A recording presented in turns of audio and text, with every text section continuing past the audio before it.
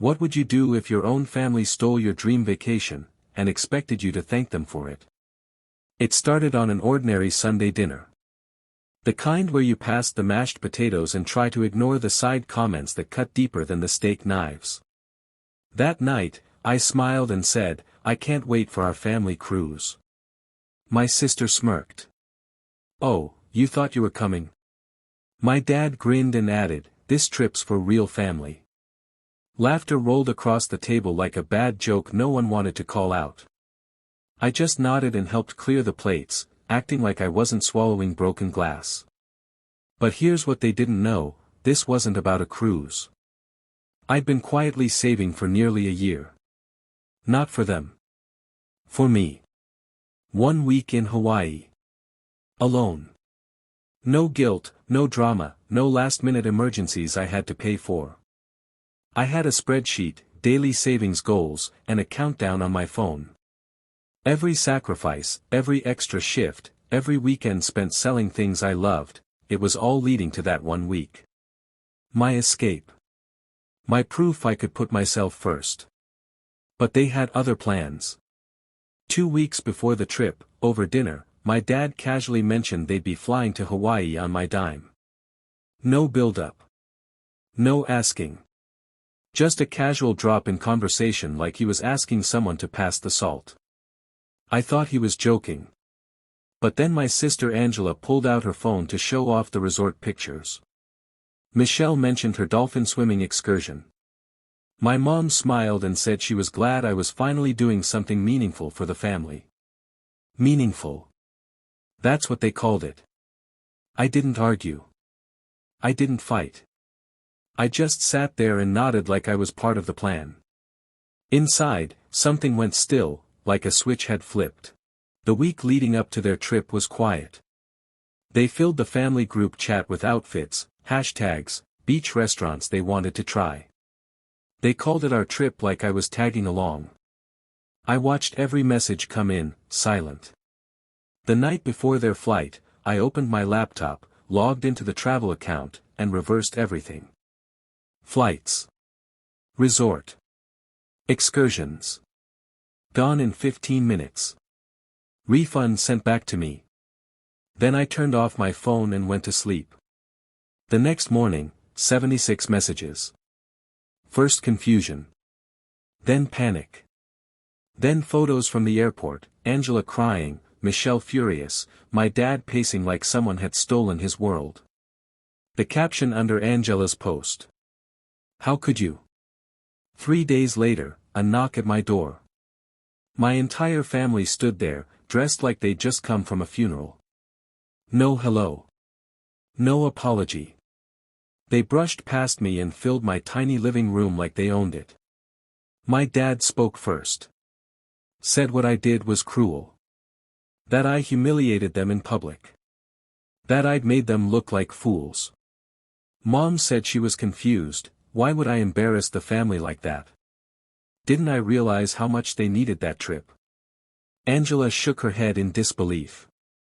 Michelle stared like I'd committed a crime. I didn't argue. I didn't defend myself. I just listened, nodded, and let them believe their words were working. Because I had already made up my mind. The next few days, the guilt campaigns began. Michelle texted first, said she was short on rent. Angela followed up, can you cover her just this once? Mom called next, voice trembling, saying it would break her heart if Michelle got evicted. I stayed silent. And that's when the tone shifted. Accusations. Emotional voicemails. Instagram posts about betrayal. Then, silence. For the first time in years, my phone wasn't vibrating with demands disguised as concerns. No guilt-laced messages. No emergencies that weren't mine to fix. And just when I thought it was over, something strange happened. A box appeared on my doorstep. No return address. Inside, stacks of papers. Printed screenshots, emails, text threads. Conversations between my family. In one, Angela wrote to Michelle. Don't worry. He'll be pissed for 5 minutes, then he'll cry and send the money like always. Michelle replied, he's too soft to say no. Another message, this one from my dad, read. Use mom. He half listens to her. Guilt him a little. Talk about family. He'll fold. It wasn't just about Hawaii. There were logs going back years. Rent payments. Bills. Even my birthday dinner 2 years ago, apparently paid for on my own card. Michelle had laughed about it later in a chat with Angela. I sat there staring at the proof, not even angry anymore. Just, awake. A week later, they tried again. A peace visit. No yelling this time, just soft voices and fake tears.